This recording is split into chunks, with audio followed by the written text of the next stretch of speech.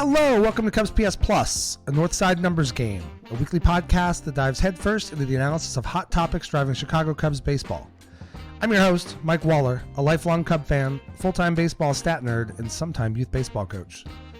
CubsPS Plus is now proud to be part of the Bleacher Bunch Productions group on the Fans First Sports Network, joining great shows like The Sun Ranto Show, Cup of Cubby Blue, and now Baseball Rabbit Hole.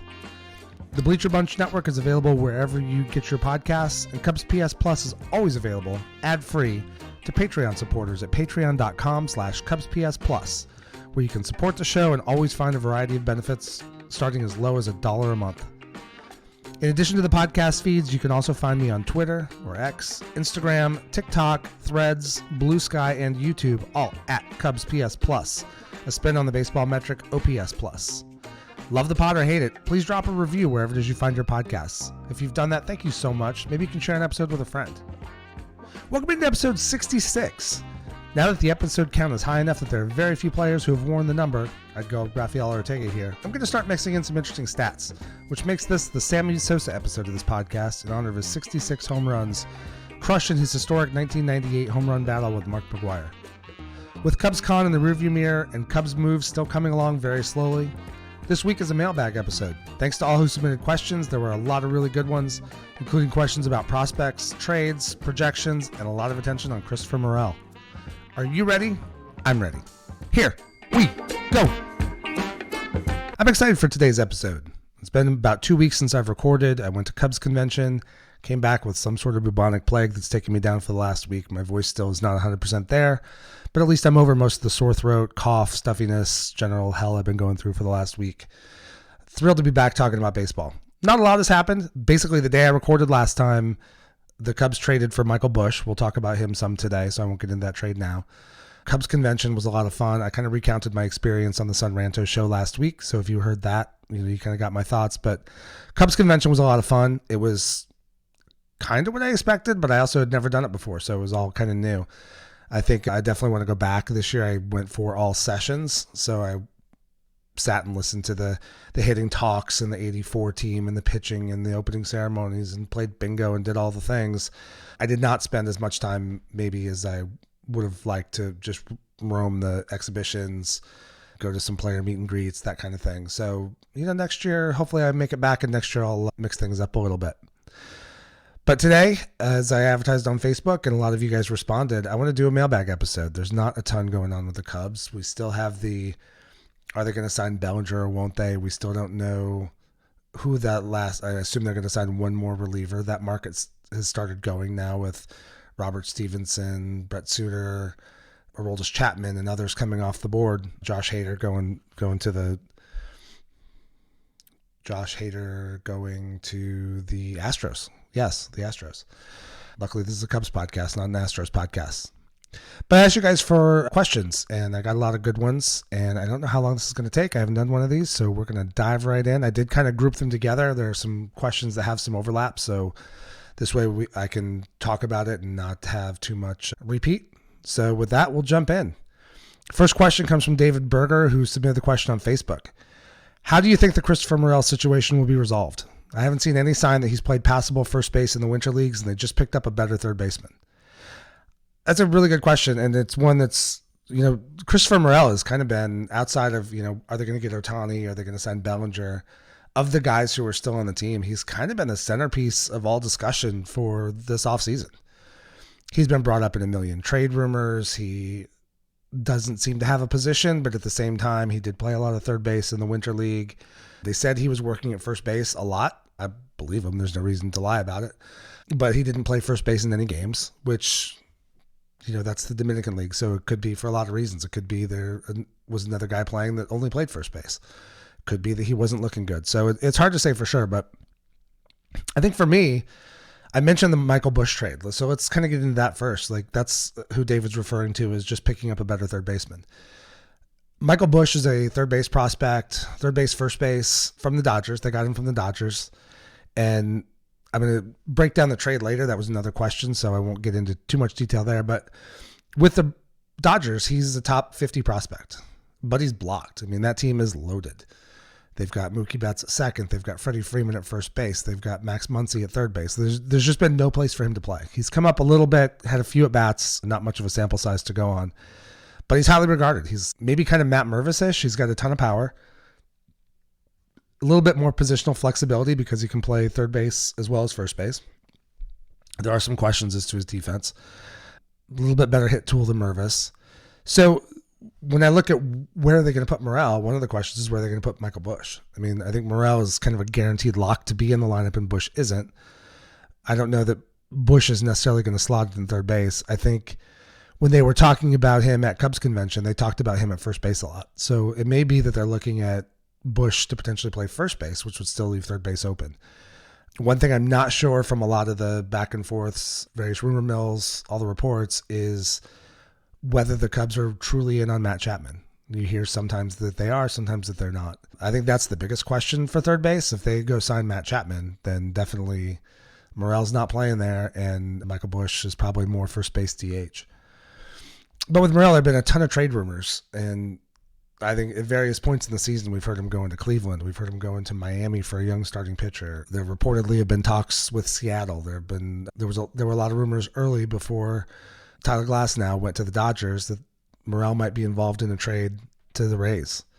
There's been speculation about the White Sox for Dylan Cease, and probably more. At this point, I listened to Jed talk about. Jed said to take all those with a huge grain of salt. That a lot of the reports out there have been based on absolutely nothing. I believe him to a point. I think some of them are false. But I also think Morel is a guy who's really attractive as a trade candidate, right? I mean, he's 24. He's shown massive power. He's improved year over year from his first year to his second. And, he's young, cost controlled, powerful hitter, really good athlete. So of course he's a guy that teams are going to ask about. That said, I don't think he's going to get traded this offseason at this point. I think if it was going to happen, I think it would have been earlier in the preseason or earlier in the offseason, and it would have been for probably a young, controlled starting pitcher. I don't think they would have traded him for a rental, but if you can get one of those young starters that has 2 or 3 years of control left from, say, Miami, like that's a place that could have made a lot of sense. But at this point, I don't think it's going to happen. I think he's going to get slotted in the middle of the order. I mean, there's no reason not to. He played last year and produced at a level that you have to keep in the lineup. And Craig Counsell has said as much so far. He said, I'm not sure where he's going to play yet, but he's a guy that definitely has to be in the lineup. So I think we're going to see him in the lineup pretty much every day somewhere. The big question is, will he be at third base?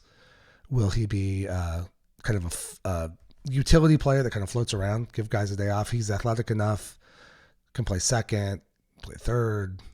Depending on how he's looked, he could play first. He's played outfield.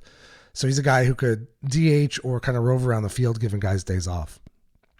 What's interesting for me is I still think there's a ton of upside for him. So I went to Baseball Savant and I looked at the player similarities chart. And when you bring up Morel, I guess before I get into the player similarities chart, when you look at his numbers from last year, especially on Baseball Savant, when they do the ratings on the various skill sets, Morel is 85th percentile or better across all of Major League Baseball in expected slug, average exit velocity, barrel percentage, hard hit percentage, arm strength, and base running run value. Now, on the flip side, he's 25th percentile or lower in sweet spot percentage, whiff percentage, and K rate. I don't think any of that's a surprise. He hits the ball really hard, and he also strikes out quite a bit. The strikeout rate's probably been his biggest obstacle so far in his career. And when you look at his growth from 2022 to 2023, he had roughly the same number of plate appearances. He basically missed the first month both seasons. In 2022, he had a 108 WRC plus, 16 homers, 47 RBIs, slash line of two. Actually, we'll get in slash line of 235, 308, 435, a K rate of 32.2%, walk rate just under 9%. For a 741 OPS. In 2023, he had 429 plate appearances, but he hit 10 more homers. He had 23 more RBIs. Slash line was up across the board, 247, 313, 508.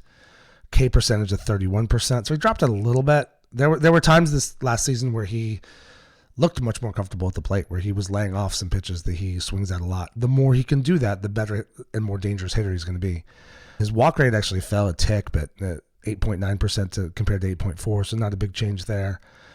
821 OPS, which is good. I mean, that, you know, if you look at him as a third baseman, if he can put up a 821 OPS, that's going to put him in the top 5 or 6 third basemen in baseball.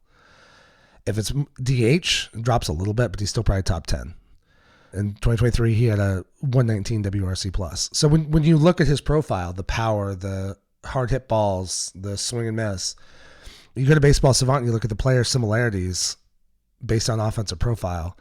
And the top 3 names that Baseball Savant matches to Christopher Morel are Giancarlo Stanton, Luis Robert Jr., and Nolan Jones. Now, Stanton's an 87% match, Robert's 81% match, and Jones is an 80% match. Some of the similarities are pretty obvious. Big power, tendency to strike out a lot. Doesn't mean Morel is going to become those guys, but when you break down the offensive profile, the way he hits the ball, the way he works counts, the way he swings and misses, those are guys he lines up pretty well with. And honestly, if I have a young player who's 24 and his player similarity chart lists those guys, I think we're in a pretty good place. I think he's going to have to really get back to David's question. I think the way it's going to be resolved is I think he's going to be a Cub this year. I think he's going to get every opportunity to win the third base job out of spring training. And I would hope that they give him, unless they were to sign Matt Chapman, when I don't think they will, they should give him at least a good half season, unless he's a total disaster defensively. Give him some time. Let him get used to the position. I know there are issues with his throwing motion. It's too long, but he does have a really strong arm. And I think, you know, if they can turn Nick Madrigal into a third baseman, I don't see why they can't do the same with Christopher Morel. So thanks, David, for that question. Next question is also Christopher Morel related. It's from @bcal34 on X. Christopher Morel 2024 stat line projection in terms of homers, RBIs, /line. It sounds like Council could elevate him. So I just walked through his growth from 2022 to 2023.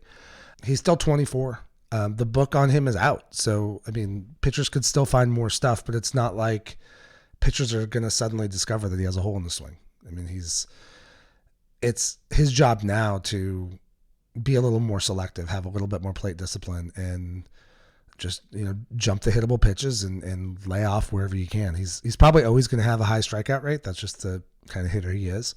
But I would love to see if he could get that strikeout rate even down to like 27, 28%. That's going to make a huge difference. So for me to try to project his stat line, there are a lot of things that go into that. So I'll lay out some key assumptions to start. I'm assuming he's not traded and he stays mostly healthy. I'm assuming that there's going to be some continued growth and skill development. You know, he's only 24. One of the other factors is, will he find a position or will he kind of float around the field in DH? Being in DH, maybe counterintuitively, is actually a really hard position. You don't have time to go out in the field and think about something else besides that last at bat you just had. So not every player can succeed as a DH. I think we saw Christopher Morel struggle with it last year, but by the end of the season, I think he came around and was handling it much, much better. And then for things like RBI, you know, where does he bat in the order? Do the Cubs bat him towards the top? Is he batting more 6, 7, 8? So that'll kind of drive it. But those things being said, my projection is I think he's going to be in the middle of the order, probably 4 to 6 most of the time. I'm going to project him to get, you know, he's should not spend a month in the minor league. So if he stays healthy, he should easily get 550 plate appearances, which is 100 plus more than he had last year. You know, I think that would project him to his last year's pace would have projected him to 33 home runs over 550. I think he'll get about 32. I'm going to say 85 RBI. That's the hardest one to really do anything with. I don't know who's around him, and you can have a heck of a season. If nobody's on base in front of you, then your RBI chances are going to be down. And then for /line, I think he's going to continue to grow. I think but I don't think he's going to take a massive leap. I think he's going to be more or less a slightly better version of the hitter we've seen. I think he's going to, you know, hit about 248, 250, 325 on base percentage. Last year he slugged 508. I think he's a slug around 510, 512. It's probably like an 835, 840 OPS and a WRC plus probably in the 125 to 130 range. That's a really, really good major league hitter.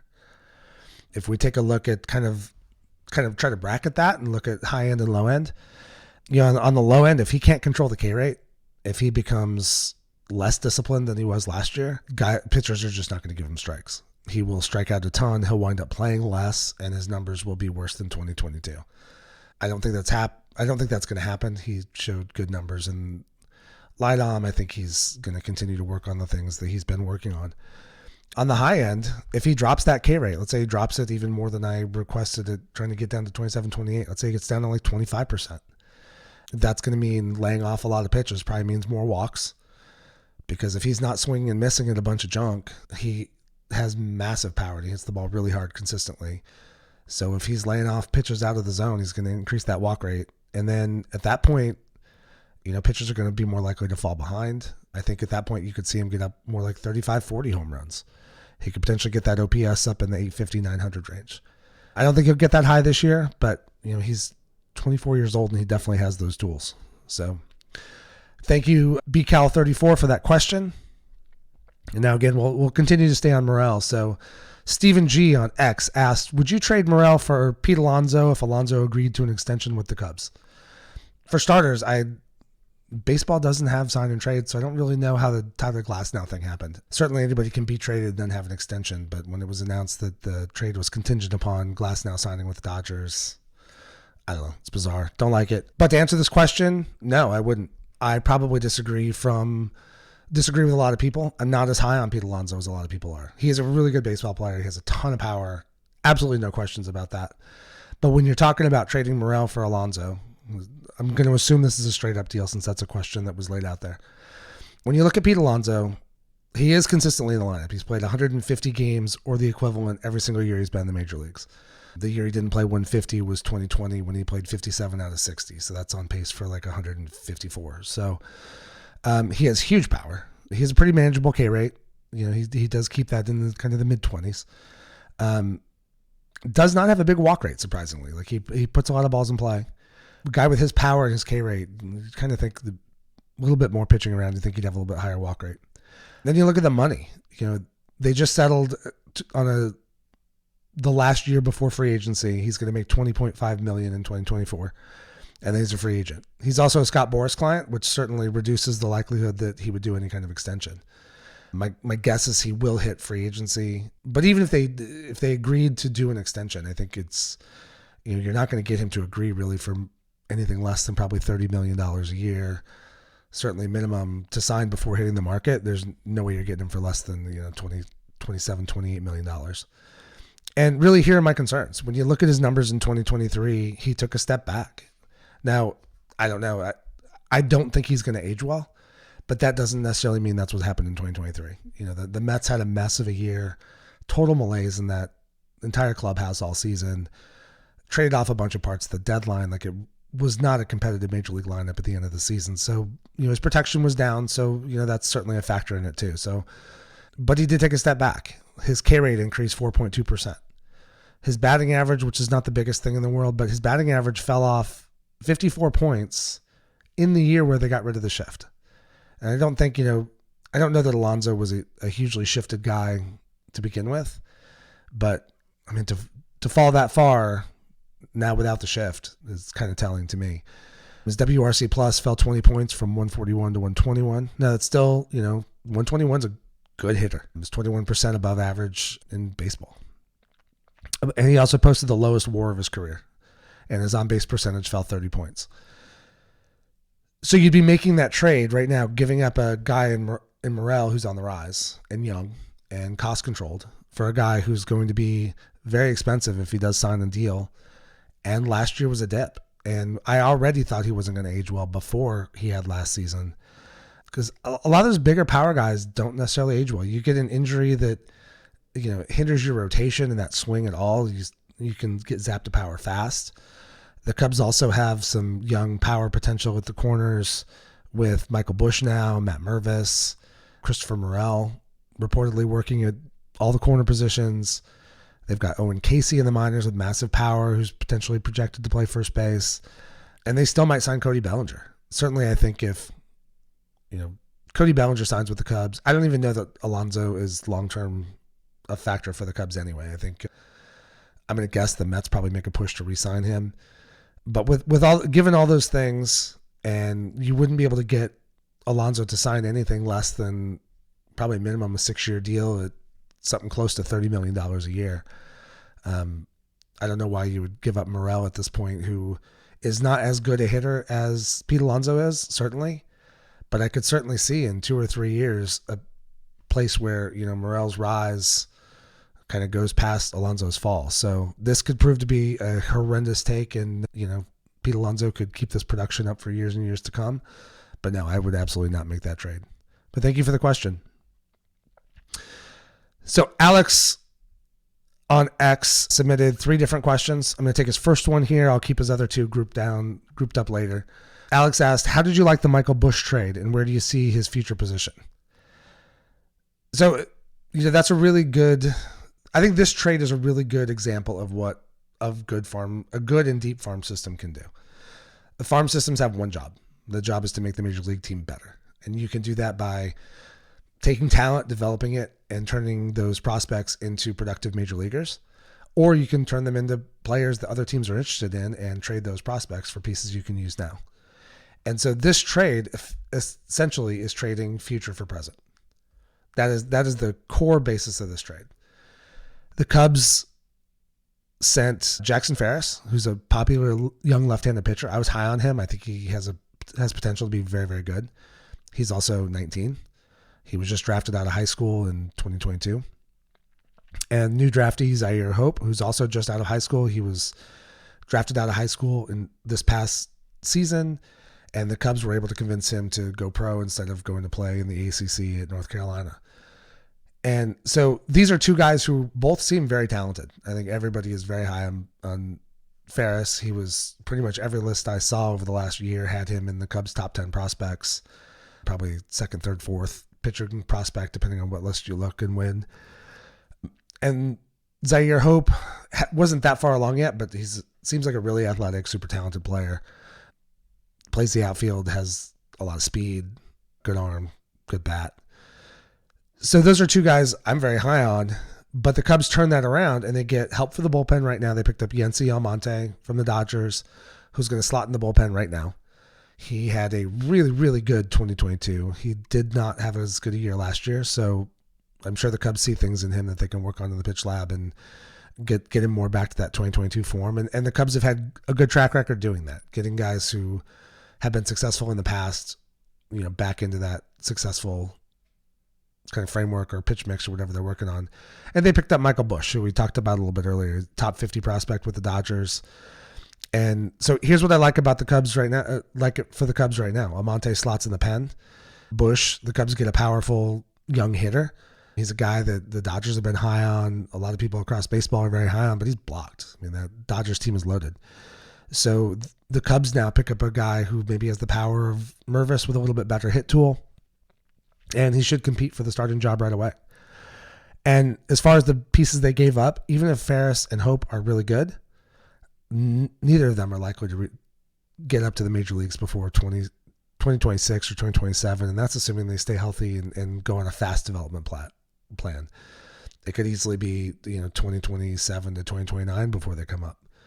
So you've basically time shifted your prospects. You take a couple guys that you're out of depth, the depth in the system coming up a while from now, and trade them for pieces that can help now. That's the other piece. They traded out of strength in the system.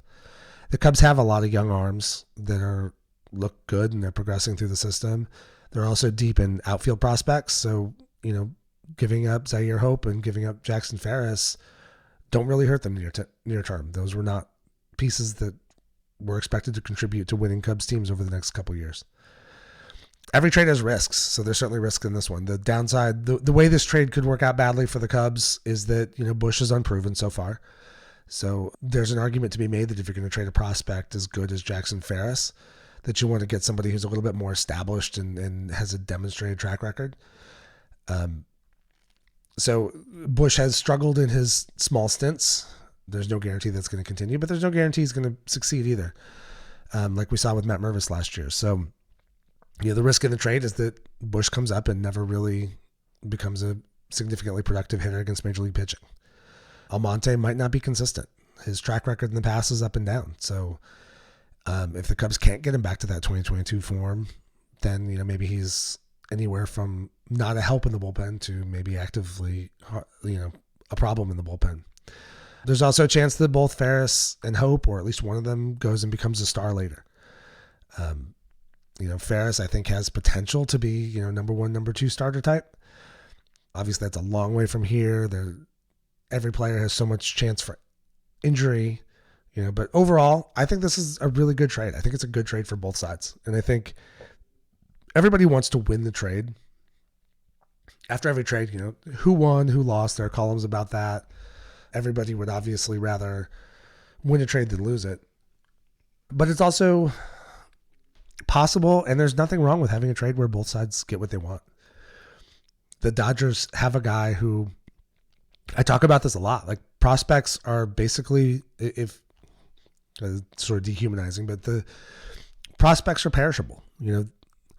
They can come up and be successful, or if you have a really good player and there's no spot to put him in the major leagues, if you just keep him at AAA, I've talked about this with Mervis, if you just keep him at AAA and he doesn't get a chance to come up and prove himself, and you don't trade him, eventually he's no longer a prospect. He's 28, 29, 30 years old, still playing AAA without really getting a shot at the major leagues. And that's, if you've got a guy who's talented there, that's a waste.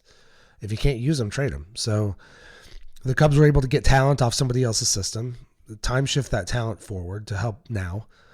And the Dodgers used a guy that they really, frankly, have no place for right now. And in return, they got, a couple players who may be coming up after some of the current stars on the team are gone. So I think it's a good deal for both teams. I think, with the Cubs trading from a position of strength, I mean, if you look at the young starting pitching prospects the Cubs have up, Cade Horton, Jordan Wicks, Hayden Wesneski, Ben Brown, Jackson Wiggins, and some others coming up, they don't necessarily have to have Ferris. And lots of good outfielders. And the Dodgers, they do a lot of good things with pitchers. So, they may turn Jackson Ferris into a Cy Young winner. We'll see. But I think it was a good trade. I would do it again, and I think both teams are going to wind up happy. Thanks, Alex, for that question.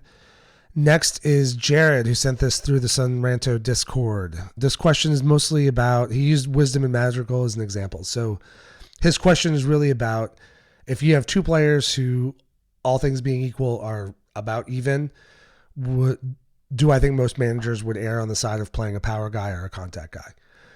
And that's the question laid out. Would you be more likely to risk a 0 for 4 with 4 Ks in the hopes that he runs into one, or get a guy who's more likely to make contact and put a ball in play? And this is for a game against those tough starting pitchers when you expect the game to be low scoring. So the easy answer is a total cop out, and that's also probably the most realistic answer, but I'll go deeper. So the cop out answer is it depends. So it depends on a lot of things.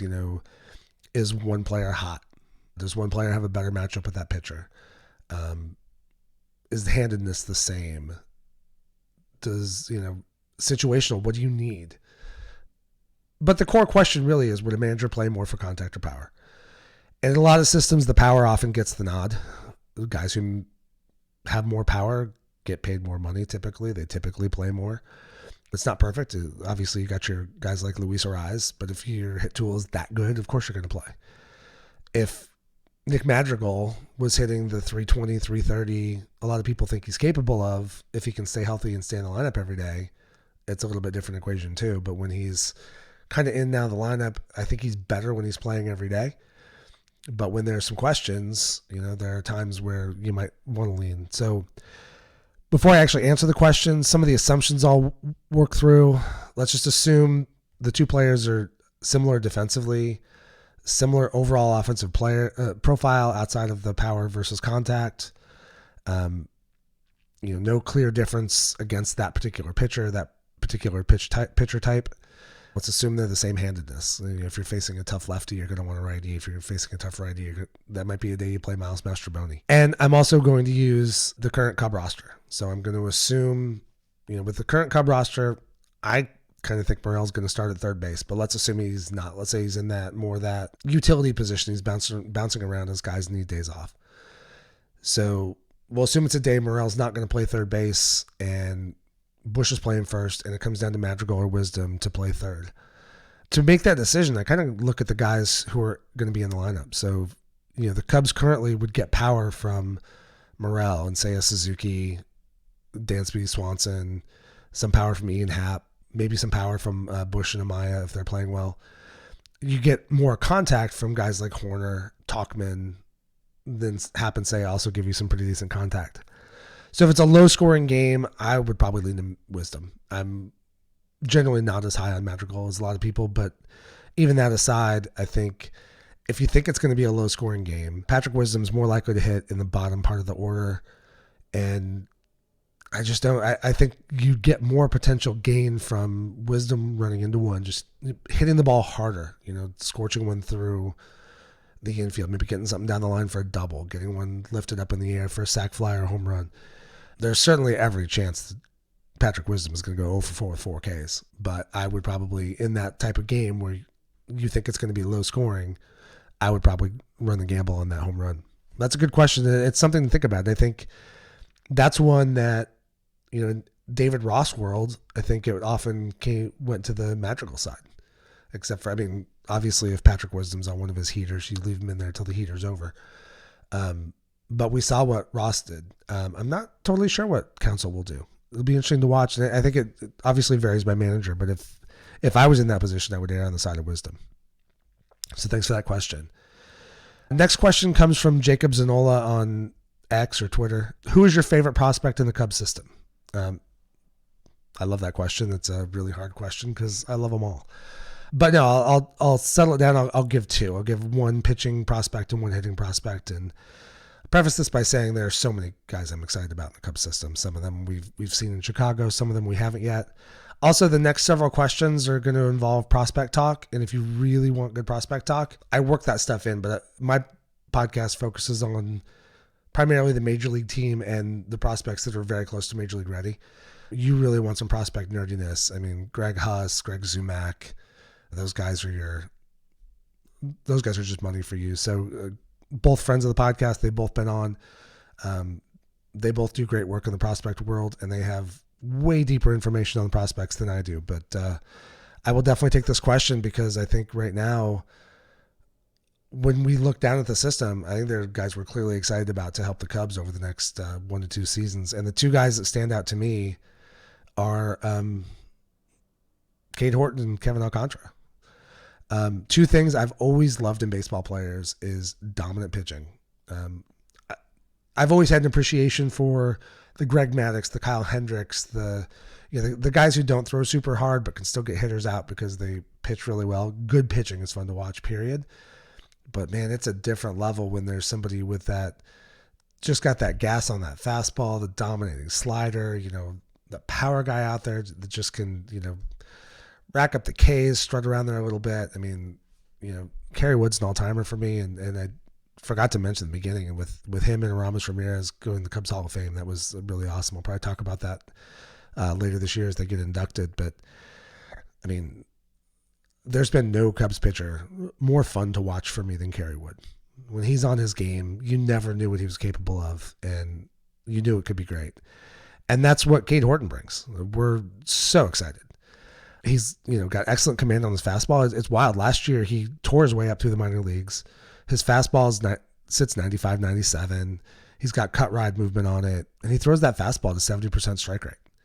He might actually want to pull that back a little bit when he gets to the bigs, just because guys are better hitters. But, that command is fantastic. You hear pitchers say it all the time and all the time and all the time. But the one thing that the first time I really remember it standing out was in 2003 when Kerry Wood beat Greg Maddux in Game 5 for the Cubs to advance to the NLCS. And they were asking Greg Maddux about matching up with Wood, and he said that day Wood had his really good stuff. He had command on the fastball, and he said, Maddux said, if you can command your fastball, that's the best pitch in baseball. And Cade Horton seems to have that. So as long as he can stay healthy and he can, continue to have that command, man, I'm really excited to see him come up. He's got dominating type stuff. He projects as a guy who could turn into a future ace, there are some concerns. He's had health problems. He was injured for most of his college career. He only pitched 53 innings his last year of college. And then last year they ramped him up to like 89 innings. So there's going to be a ramp up period this year. We'll talk more about him later, but I would not expect him to be certainly in the opening day rotation. but I think he's going to be available and soon. I think we're going to see him pretty early this season. And then Kevin Alcantara, he's a little bit further away. I think we might not see him until next year, unless he maybe gets a September call up this year. Both guys are 21. So both Cade and Kevin Alcantara are really young and really promising. But Kevin Alcantara, man, he is just that big, athletic dude, kind of in the vein of, I don't want to compare the games necessarily, although I think there are a lot of similarities, but, O'Neal Cruz and Ellie De La Cruz for the Reds, like those two guys are big and fast and powerful and exciting, and that's what Kevin Alcantara is. I mean, when your nickname is the Jaguar and you're 6'6", that's pretty serious stuff. He's got big power. His power has been coming along over the last couple of years. He really needs to get more time at AA and above. He hasn't really been there yet, but he's put up some really good numbers in Myrtle Beach, where it's not exactly a hitter-friendly ballpark. And, when you're 6'6", you've got long arms, long legs, a lot of moving parts in that swing. So he's going to have to continue to focus his development on making sure that he can get ready to come up and be able to handle that those high velocity fastballs. But man, is he exciting to watch. When you see his clips, it's unbelievable. He is so exciting, and I can't wait to see him with the Cubs. There are a ton of other guys I like, but those are the two that popped to mind immediately when I saw that question. So thank you, Jacob. Next question comes from Daniel on X. When do you think Horton and Shaw reach the bigs, and thoughts on Jefferson Rojas having a potential Caminero Chorio type breakout season? Really good question. I think we're all excited, and I certainly hope all those answers are soon, and yes. But let's get into a little more detail. I really think there's going to be every opportunity for Cade Horton and Matt Shaw to make it to the bigs in 2024. Matt Shaw was the Cubs' #1 draft pick last year, came out of Maryland, played shortstop in college, probably projects more second baseman. They're working him at third base a lot right now. Obviously, that's the place to be. And he's been interviewed and asked about that. And obviously, the answer is you want to play where there's opportunity. Dansby Swanson kind of has shortstop on lock right now, and Nico Horner's not going anywhere at second base. So if Matt Shaw is going to hit his way, he's going to hit his way into the lineup if he comes up. He just crushed the ball last year, had a great second half of the season after getting drafted, ended the season in AA, which is kind of ridiculous. But I think, and once you're in AA, and Horton finished there too, once you're in AA, you're seeing major league caliber stuff. You're seeing major league caliber hitters. That's where not all the top prospects play AAA, but all the top prospects play AA. And there's probably a higher concentration of them in AA. You still get some of the guys who are more raw and still trying to figure out plate discipline or command issues. But as far as seeing stuff, seeing velocity, seeing movement on pitches, you won't see as much as you see in the major leagues, obviously. But, once you get to AA, you're seeing it. One thing potentially holding them back, but I think both are good enough to just force their way on, is neither guy is on the 40-man roster yet. So for them to get a call up, that means the Cubs would have to designate somebody for assignment and move them along or trade them or something. And I think both those guys are good enough. That's not going to be what holds them back, but it is worth noting at this point. I think both guys are going to start in AA or higher, which, like I said, puts you in the range of a call up. I think you have to obviously assume health and performance. Cade Horton's had some injuries in the past. If either guy is hurt, we won't see him in 2024. Or if they come up and they struggle next year. Neither guy has a long track record in Pro Bowl. So if they have their struggles and it takes another year, so be it. Like, as Jed always says, development is not linear. You don't automatically progress because you progressed before. But both guys have shown all the key core things you need to be successful. With Horton, I think the biggest concerns are workload. So I mentioned already, he threw 53 innings in college. He threw 88 last year. I think they're going to have him on an innings limit this year, probably more like 120, 130. If you go back and look at Justin Steele, that's more or less what they did with him. He had Tommy John surgery in 2020, came back a little bit in 2021, and then in 2022, he threw about 120, 130 innings, and then last year he got up to 175. And now at this point, after throwing 175, again, assuming he stays healthy and all, I think he's just a guy who can eat innings now. So the Cubs are going to be careful with Horton. I mean, you got a guy with that kind of nasty stuff. You don't want to be reckless with his arm. So I think that 120, 130 cap, and he could get there in a lot of different ways. He could potentially start slow and kind of stay in extended spring training and maybe kind of ramp his season up more starting in May, kind of chop a month off the schedule so that you can save some of that work. The other option is he could pitch a little bit less frequently. Like last year, he went through the season because it was typically shorter outings, and he had a lot of, pitching once a week. So he would have kind of, on a 7-day cycle as opposed to a 5. Cubs could do some of that. They could also, in the second half of the season, come up and use him somehow in the bullpen, like they did with Hayden Wesneski in 2022. And that might be especially if the starting rotation is going well. If Justin Steele's having another good year, Tyone rebounds, Shota Imanaga's good, Hendricks is still throwing well, and Wicks or Ben Brown or Wesneski are throwing well in the fifth spot.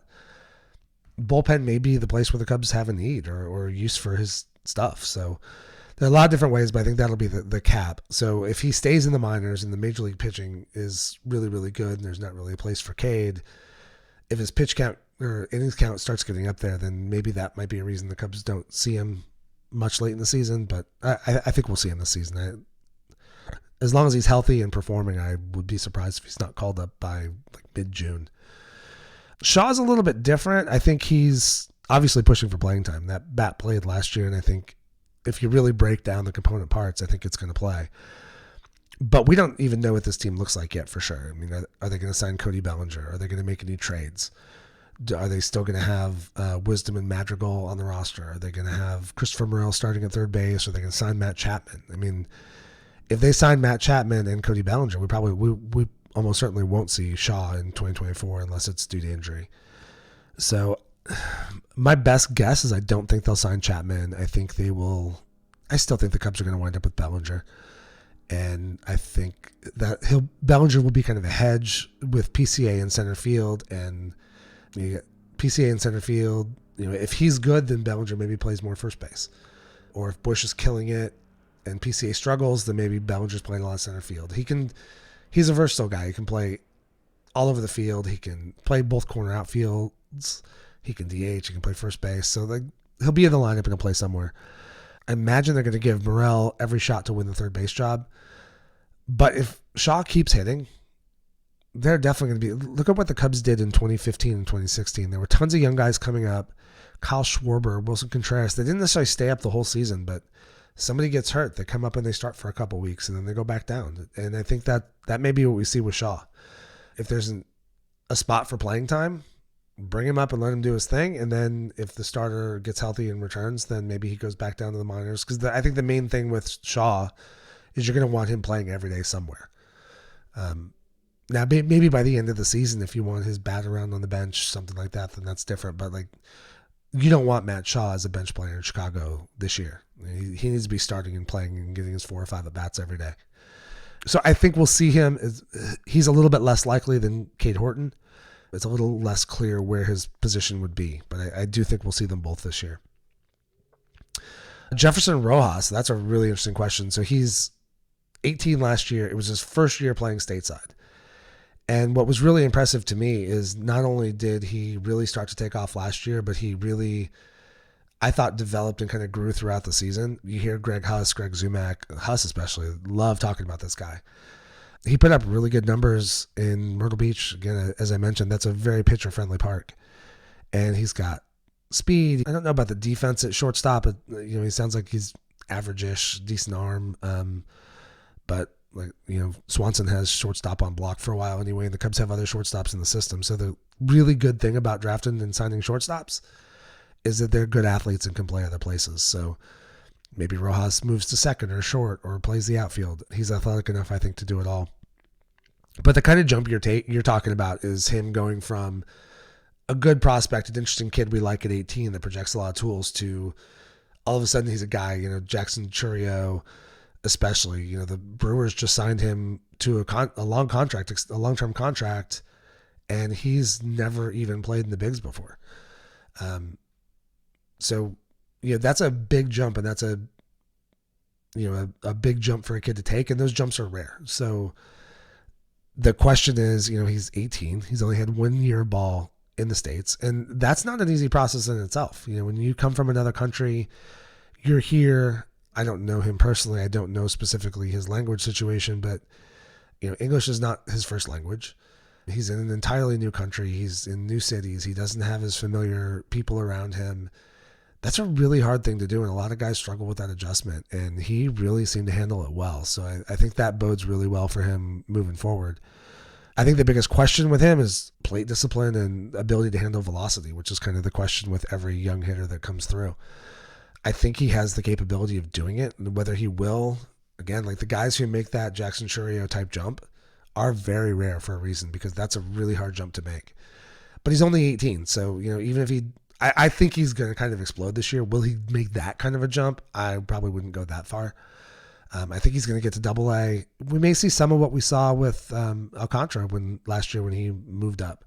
There's some struggle for a little bit. You see a different level of pitching. You're in a different kind of park.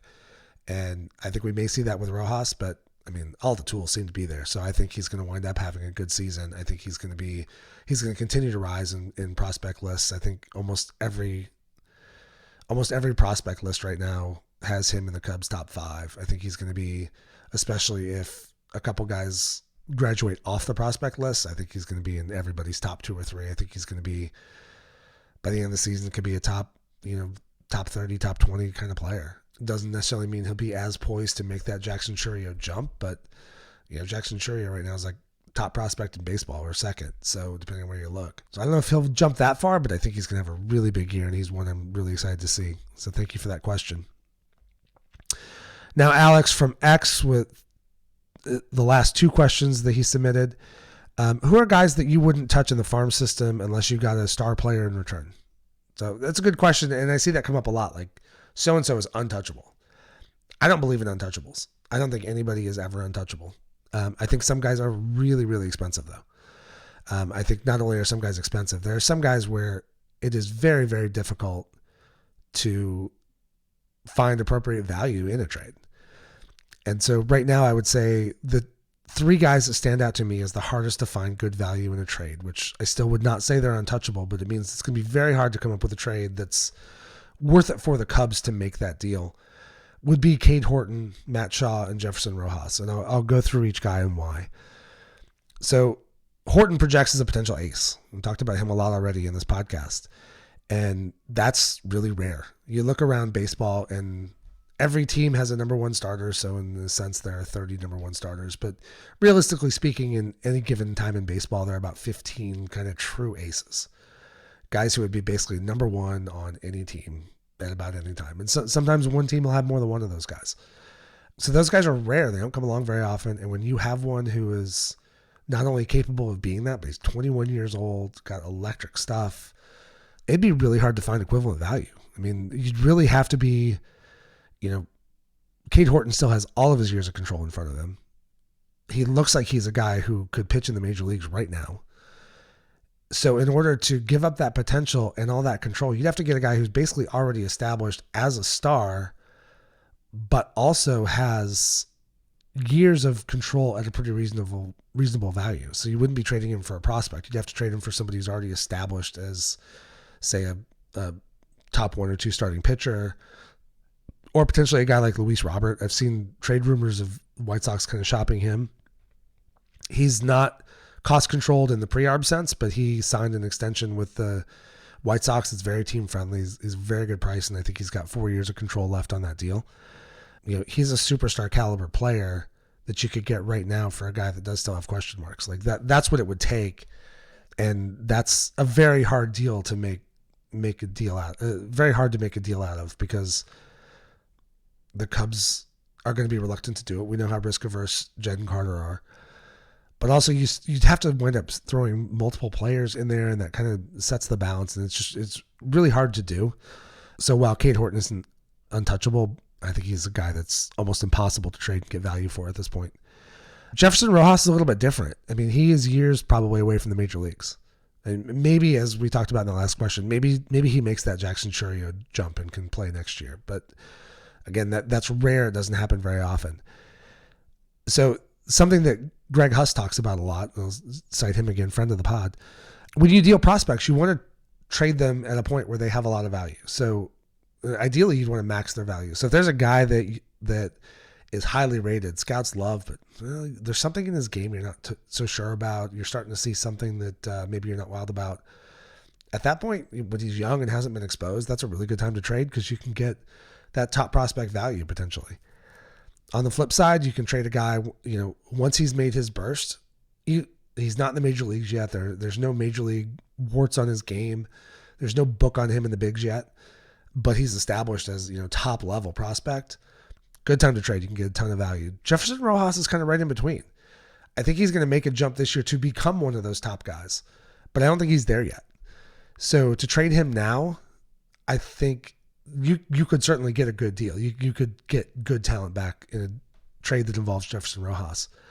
But I think you'd kind of be trading him short. I think, a year from now, he's going to have a lot more value than he has now. So it's kind of a weird time to trade him. On the flip side, somebody like Matt Mervis, kind of now is the time to trade him or use him.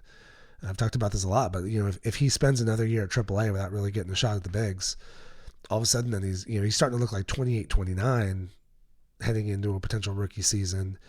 And that just doesn't carry the value that a younger prospect does. So I think for Jefferson Rojas, it's too early to trade him. And then Matt Shaw, I see him as kind of in between Horton and Rojas. He's near major league ready, and he's really got projectable tools. So, you're about to, within the next year, 15 months, you're probably going to start his major league clock. But then he's got all those years of control. There is still some risk. And because of that, he's only had half a year of pro ball. I think he's a guy who probably, kind of like Jefferson Rojas, probably has more value next year. So he's kind of both, really projectable at the big league level very soon, which means, you're going to have to get something really good back from him that's both ready to play now and better, maybe not better, but ahead of where Matt Shaw is with something close to the amount of control. And you're going to be trying to make that deal happen in a time when there are other teams that might, push back and say, we've only seen him for half a season. I want to see more time in AA and whatever. So I think those are three guys who, while I certainly would not say untouchable, would certainly be not only really expensive, but actually really hard to find the right kind of deal that would get value back for the Cubs. On the flip side, everybody often says like PCA. Love PCA. I think he's going to have a good year this year. I think his projections are really, really solid. I think that glove, I think he's one of the best defensive center fielders in baseball right now. So if you put him out there to play center field every day and he doesn't hit much at all, he's still going to be a 2 to 3 win player just on his defense and speed. If he hits at all, all of a sudden he's a 4, 5, 6 win player. And if he hits a lot, he's a superstar. And one of the things I see a guy I would compare him to would be Kevin Kiermaier. So I bring that up sometimes on Twitter, social media, and kind of get some pushback. But because there's this idea that, PCA is number one prospect for the Cubs, top 10, top 15 in baseball, pretty much everywhere you look. And everybody wants superstar. And obviously that's the ceiling. His ceiling is a guy who's going to be in the league for 15 years and be a superstar. His floor is actually below Kevin Kiermaier, but his floor is a really good defensive center fielder who doesn't hit much, but has a ton of value. And he probably has, barring injury, PCA is going to have a long career in the major leagues either way because his defense is that good. But a guy like Kevin Kiermaier, he had some 6-7 war seasons with Tampa. He's made I think this will be his 15th season in the major leagues. That is a really, really good baseball player, and he made most of that on defense. But with him, there's not a lot of downside risk to PCA, and there's a ton of upside potential. So you kind of have that trade market right now. He would be expensive, so I think it's, the Cubs aren't going to trade him. Let's be realistic. But if there was a deal where they wanted to make something happen, I think you have a good handle on his value. I don't think his value has ever been higher than it is right now. I don't think it's likely to be higher next year. I think it's likely to be probably about the same. And then at some point, even if he's really good, the trade value, starts lessening every year that you have less control left. We saw that with Juan Soto, except I guess the Yankees kind of overpaid. But you're going to pay more for a guy with 2.5 years of superstar play left before free agency, like the Padres did getting him from the Nationals, than a team would pay to get him for 1 year as a 1-year rental. So that's good first question. Second question is, which prospect do I think is going to break out? I think the big three candidates are Rojas, Alcantara, and Moises Ballesteros. Well, those are three candidates. That's not the one I'm picking. But all three of those guys, I think, could have big breakout seasons. The one I'm really looking at for a big breakout, and I don't mean breakout like get to the major leagues. I think a guy who's going to suddenly get on everybody's radar this time next year, where maybe he's not right now, is Drew Gray. So he's a left-handed pitcher. The Cubs drafted him in the third round in 2021, and then he had Tommy John surgery in 2022. So he came back last year, had the kind of mixed bag success that you would expect for a guy coming off Tommy John surgery, getting everything back. He has a high spin fastball in the 93, 94 mile an hour range. And there's a lot of talk about that with Imanaga. So Imanaga's got that high spin on his fastball, which makes it play up. It's that effectively rise ball. It doesn't really rise, but it doesn't drop the way hitters expect it to. So it stays up. He's got good peripheral stuff. Obviously he's a few years from the major leagues, but I think he's a guy that if he stays healthy and kind of reestablishes himself on that path, I think he's a guy who we're going to start talking about a lot. So Alex, thanks for those questions. Now the next question comes from Horner Burner on Twitter. What is the perceived floor and ceiling for Matt Shaw offensively? When do you think he's getting called up, and how do you think his third base defense will be? I've kind of already hit on some of this. I think we'll see Matt Shaw this year. But as far as the floor and the ceiling, I think his bat seems to play really well. Obviously, he tore through the minor leagues. He showed all the things he showed at Maryland. He showed pop. He showed the ability to hit to all fields. He showed gap-to-gap power. We'll learn a lot more this year, assuming he faces AA and better pitching. So I think that gives him a pretty high floor. I think his bat is going to translate. He's got, good strike zone awareness. He doesn't chase a ton. He's not a high strikeout guy. He'll take a walk. So I think, I think when you're evaluating somebody's floor, there's always the assumption of health and performance, but we're talking about floor. So health could always be a question. I mean, Brendan Davis was the next shoe-in guaranteed prospect coming up, and he's been completely derailed for 2 years with back injuries. Now, he's still only 24. There's still time for him to battle back, but it's completely changed his prospect status. So if Matt Shaw were to get hurt, have some sort of chronic problem, that's going to drop his floor. Otherwise, though, if we just look at his game and assume he's healthy, the one hedge with him only having a half season of pro ball and not all of that being at the AA level is at some point, every hitter gets a book on them. Even the greats have some small hole in their swing that you can sort of exploit for a while, or you can exploit it occasionally. It's just really hard to do. They'll find his. And so far, they really haven't. And so when they find it, at some point, whether it's in AA, whether it's in AAA, whether it's after he gets to the big leagues, he's going to have to adjust back. And we see that all the time. Some guys can't adjust back and they just don't make it. So his floor would be a guy who, when they find his holes, can't adjust and effectively doesn't become a major leaguer. I think that's a low probability. I'd probably put that at 10 to 15%. Hitting major league pitching is really, really hard. So, there are no guarantees in life. The ceiling is a lot of fun to think about because the ceiling, his hit tool should translate. I mean, good plate discipline, good ability to get bat on ball, can handle velocity, can hit to all fields. Like, that's going to play. And if he can stay healthy and he can develop, and as they find those holes in his swing, if he can adjust and start to close them down or work around them to, minimize their damage, I see a lot of potential. I think he could definitely be a guy who hits 280 plus. As long as he's taking walks and has good plate discipline, he's going to have a good on-base percentage. He's going to have good slug, if nothing else, because of his gap power. He's going to rack up a ton of doubles. I don't really see him ever as like a 40 homer guy, but I definitely see him in the camp of all the guys the Cubs have right now. Guys like Happ and Dansby and Seiya who can hit, 20, 25 home runs pretty much every year. I think he's got that kind of pop. And so you're looking at a guy that, ceiling could be, 850 to 900 OPS. That's a really, really good baseball player and a really, really valuable bat to have in the lineup. As far as position goes, how good can his third base defense be? I know he's working on it a lot. And as I said earlier, he played shortstop in college. And while it wasn't the SEC, Maryland wasn't the national championship caliber team, Maryland was a good baseball team. And he played shortstop. If you can play shortstop at the high D1 level, you're a really good athlete and you can play a lot of other positions. I've seen him projected more for second base, but as mentioned earlier, like the thing Matt Shaw is focused on is where's my opportunity? His opportunity right now appears to be third base.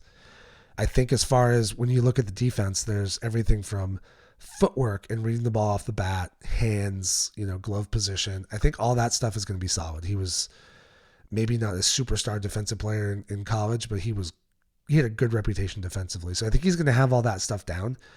There are some questions about arm strength. He's maybe kind of an average-ish arm, which is why I think a lot of people are thinking second base. But if the Cubs can take Nick Madrigal and make him into a useful and actually defensively good third baseman, I don't see any reason why Matt Shaw can't be. So I'm pretty optimistic there. But the biggest thing with him is his bat. If he makes it up, it's going to be because he hits his way to the big leagues. And if you can hit baseballs, they're going to find a place to play you. That's just how it always is, how it's always going to be. So I'm optimistic. Again, Shaw's floor is still extreme bottom floor. I think realistically, like a 50th, 60th percent outcome is that he comes up, is not a superstar hitter, but can be a productive hitter. 250, 260, kind of 750 OPS, like a guy who can take a walk and hit some balls in play, hit some balls hard, but maybe doesn't quite, certainly doesn't get to superstar level. But I think his ceiling is really high. So thanks for that question. From Harold Strickland on X, where do you see our young arms by the end of the season, and how well do you think they will or won't perform? There are a ton of arms in the system, and Greg Huss and those guys could give you a ton of info on all of them, but I'm going to focus on some quick hitters on some guys who are in the bigs already or should be soon, and all guys who are young and kind of haven't established themselves fully yet. So I'm going to focus on Ben Brown, Bailey Horn, Cade Horton, Luke Little, Daniel Palencia, Hayden Wisniewski, and Jordan Wicks. For Brown, I think he came over. He looked really good last season. He looked like he was going to be the next guy up from Iowa. He got hurt in August, and that kind of derailed the rest of his season. I think he's going to come in and have a chance to compete for that fifth starting job in spring training. I think it's likely that he'll start the season at Iowa. I think they're going to want to keep him stretched out as a starter, so I think they'll send him to Iowa versus putting him in the bullpen right away. But I think that may change as the year goes on, depending on how good or healthy the bullpen is, how good or healthy the rotation is. I think he'll be down there in Iowa ready for the next call-up. Bailey Horn is a lefty they got in the Ryan Tepera trade with the White Sox in 2022. He's a lefty out of the pen. He's got a lot of potential. Last year he struck out 59 and 53 innings at Iowa.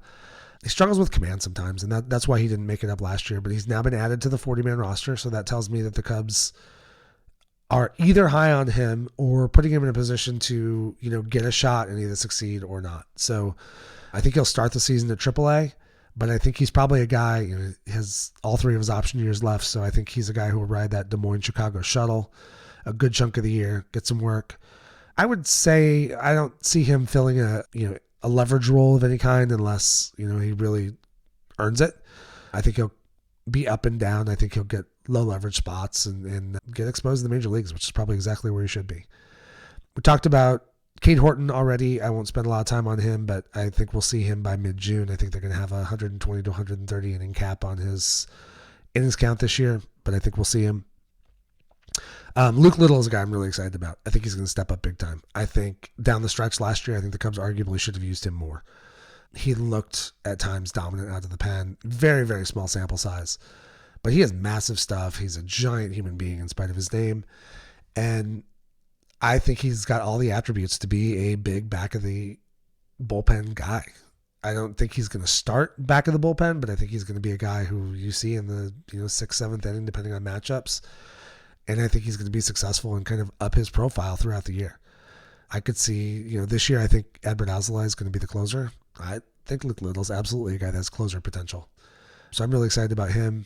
Palencia, I love his stuff. I'm high on him. I actually don't think he'll start the season in Chicago. I think he'll go back to AAA. He's got an elite fastball. There's command. I mean, saying just with command is kind of stating the obvious and it's kind of undercuts a key point, but he'll go as far as his command takes him. If he can command that fastball, if he can get that command back, he's shown it at times. He made that debut in Milwaukee, and while some balls were put in play, it wasn't all strikeouts. He threw 2 innings and got the win in an extra inning game. If it wasn't the 4th of July, it was the 5th. I think it was actually on the 4th. And he had some games where he was in big spots and really came up big. But then there are other times it just, the command just wasn't there. And his fastball, while it's, can hit 100 miles an hour, if he doesn't command it, it's sometimes a little too straight, and major league hitters can catch that. So I think we'll see him throw some big innings in Chicago. I don't think we'll see it to start the season. And I'm optimistic about him, but not quite as sure on him as I am Luke Little. Hayden Wesneski, I think, is going to be a valuable piece of the Cubs pitching repertoire this season. I'm not done with him being a starting pitcher. I think a lot of people have written him into a bullpen role, and that may be where he winds up, and I think he could be very good there. But I still think, we heard Craig Counsell talk about it at Cubs Convention. He's excited to see what Wesneski can do. What he needs to work on is something to get lefties out. He needs one more off-speed pitch that looks different to help get lefties out. He's already pretty dominant against right-handers, struggles against lefties. So that's same spot Adbert Alzolay was. And Adbert's figured out a way to get through it. Adbert also had a ton of injuries, which limited his ability to kind of stay stretched out. He's been able to stay healthy as a reliever when he wasn't as a starter. So I think Wesneski will get a shot at the fifth starting spot. And then the Cubs will have to make a choice on whether they want to keep him stretched as a starter or put him in the pen. My guess is they'll put him in the pen and use him as a multi-inning weapon. And then he can be the guy that maybe steps in next if somebody gets hurt. If he doesn't wind up as a starter, put him in the bullpen. Again, especially right. I mean, he can just go blow right-handers away today. I think he's definitely a guy who can be a good back of the bullpen arm. He probably won't start there. He'll probably start as a multi-inning guy, but I think he'll have a ton of potential in the back end of a bullpen. His stuff is nasty.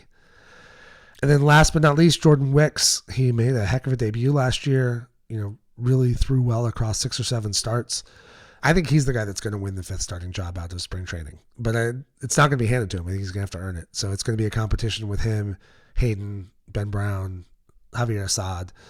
But I think he's going to get through the season. I think assuming he stays healthy, I think he'll be in the rotation all year. And I think he'll give you numbers that you'd expect from a young pitcher who doesn't project to be an ace. I think he's going to give you kind of number 4 starter numbers. He'll be up and down a little bit, but he's going to get his seasoning and grow as a pitcher and learn how to go through a full season of Major League Baseball. I'm excited about seeing what he can do. So thanks for that question. Last couple questions deal with kind of looking ahead about the Cubs this year and beyond. So Bulls 2024 on X. What are my record position predictions for the Cubs, for all the teams in the NL Central? So if we walk back through last year Milwaukee won 92 games in first place. Cubs were second at 83 and 79. Reds were 82 and 80. Pittsburgh was 76 and 86, and St. Louis was 71 and 91. I think Milwaukee is going to fall. I think St. Louis is going to rise. And I think everything else is going to work in the margins. I never thought the Cardinals were as bad as their record last year. I was pretty much astonished all through this. I know it was pitching. I didn't expect their pitching to be that bad. But I still, even with the pitching they had, I was constantly surprised at their record. I think they're naturally poised for whether it's regression to the mean or progression to the mean. They've already added 3 new starting pitchers. I think they're going to be much improved this year. Are they win the division? Good. I don't know. They are coming from 71 wins, so it's not an easy leap. The Reds and Pirates both have a ton of young talent. The Reds have also made some really interesting additions this offseason, so I'd expect them to continue to hang around. And I think Pittsburgh's coming. They're not as aggressive. They did just add a Aroldis Chapman, which was kind of wild. I mean, I saw a Pirate fan tweet yesterday something to the effect of it's kind of the worst storm for him because he doesn't like Chapman and some of his off-field issues, so the team's now less fun to cheer for. They're spending money, but maybe not intelligently, and then they're kind of doing just enough to say, hey, we tried, without really trying. So I get the frustration for Pittsburgh fans, and I guess they're investing in somebody they can probably flip at the deadline. So when I look at that, next thing I look at is what are people thinking? So I made my predictions, and I'll reveal those last. But then after I made my predictions, I went to look at the 2024 betting markets. Fangraphs and some of those don't have all their projections out yet, obviously, because rosters aren't finished. But right now, in terms of wins, betting markets have St. Louis on top at kind of 85, 86 wins. Cubs are next to 84, 85. Reds are then at 81 to 83. Milwaukee at 78 to 79. And Pittsburgh down at 72, 73. I actually think the Central is going to be a strong division this year. There's not going to be one team out there dominant like the Dodgers or the Braves. I don't think anybody's going to run out to 95 or 100 wins. But I don't think the last place team is going to, lose 92 games either. So some of the assumptions I have to make, obviously I'm making this on rosters as they stand today. And I did a podcast a few weeks ago. I think it was episode 64, but it was called What If They Do Nothing? And it was projecting like what would the season look like if they didn't make any additions. So that was before the Bush trade. That was before the Imanaga signing. And I had the Cubs at that point at kind of the 82 to 84 win mark. I mean, I think they are a good team right now. They should certainly be above 500 and could do more. And they just need to add more talent. And then since that time, they've made the Bush trade and they've added Imanaga. So I think that raises their profile more. So I think the Cubs right now are starting to look at that. And the other assumption I'm going to make is based on past history. If the Cubs and Cardinals are in the race at the deadline, they're both going to add. One might add more than the other, but I think they'll both make moves to add and improve their teams. And if Milwaukee does fall the way I think they're going to fall, they won't have Brandon Woodruff this year. They lost Craig Counsell. They have not made a lot of significant additions this offseason. They're not a team that typically spends. So I think they're relying on young players. They're hoping Jackson Chourio comes up and gives them a huge season. Sal Frelick came up last year. They're hoping he'll continue his growth. But if they are not seriously competing, they're going to trade. They're going to sell. So I think that could make their record ultimately worse than what you might think. So my predictions for this year right now, as the teams are set, I think the Cubs are going to go 89 and 73. I've got the Cardinals at 87 and 75, Reds at 83 and 79, Milwaukee at 77 and 85, and then Pittsburgh in last place at 75 and 87. So I think the Cubs right now probably are the sort of almost paper favorites to win the division, but it's not clear. So if you're one of those people who set a goal in the offseason for the Cubs to be the clear leader in the Central, they're not there yet. They have more additions to make. I don't think the roster is an 89 win roster right now. I think with Imanaga, they're probably more up in that 85 to 87 range. But I think if they're at that point, then I think they're going to add at the deadline, which will pick them up an extra couple wins. Same with the Cardinals. I think the betting markets actually are really pretty good right now, which go figure. That's how Vegas makes money. Last question from Brian on X. This was the hardest question by far, and I don't know that I'm going to answer it specifically in the way he wanted, but I think it's a really interesting question. So he asked, what was my 5-year Cubs prediction year by year? And he gave me examples like playoff team, World Series team, whatever. And we know the playoffs are a total crapshoot. It's a short postseason tournament, and there's not a lot, you can't be predictive. I mean, nobody had the Diamondbacks going to the World Series. So I'm going to focus on what I think I will expect from the Cubs in each of the next 5 seasons. So I think 2024, we've talked about that a lot. I think they should be a playoff team. They're a team that should compete for the Central Division title. They're not going to be as good as the Braves or the Dodgers. They're probably not going to be as good as the Phillies. But they should absolutely compete for a postseason berth, and they should get there. I will put playoff expectations on 2024. 2025, they lose Gomes, Hendricks, and Smiley, but they, again, have a lot of talent coming up through the system. Some of that money goes off the books. They'll get the money back that they're paying Barnhart and Mancini. So they're going to have plenty of money to spend. It's going to be a pretty strong free agent class, at least on paper, based on who is likely to be there now. They should spend. They should improve. Kids should be coming up. They're not going to hit on all the kids, but there should be enough hitting critical mass that they get some gain. That's going to be a year where I expect them maybe not to completely close the gap between Atlanta and LA, but I think they should be able to make up some ground. And maybe instead of being that kind of fringy 88 to 91 win team that competes in the Central and for a wild card, I think that's when they can start getting up to 92 to 95 wins. Be a solid favorite in the division. There are no playoff locks, but be a team that everybody expects to be in the playoffs. And then you're a team that could get hot and make a run. 2026 is kind of the back end of the year with the core that they're building right now. They've got Ian Happ, Nico Horner, Seiya Suzuki, Jameson Taillon, all on deals that will expire in 2026. It's not to say some of them won't get extended or whatever, but right now, those 4 guys, that's the end of that window. I think Jed is committed. I think he really wants to win in that time frame. So I think if 2025 and 2026, payroll should be up. They should be really competing. And I think certainly by 2026, if Jed is doing his job and he's carrying out the plan that and the goals that he's set, they should be in a position to be a World Series contender. Now, getting to and winning a World Series is really hard. The Dodgers have been arguably the best team in baseball for 10 years, and they have one ring, and it was in a Mickey Mouse season. But the Cubs should be at that level of competition by that point. If not, things have gone wrong, and Cubs probably should be looking at new ownership or new management.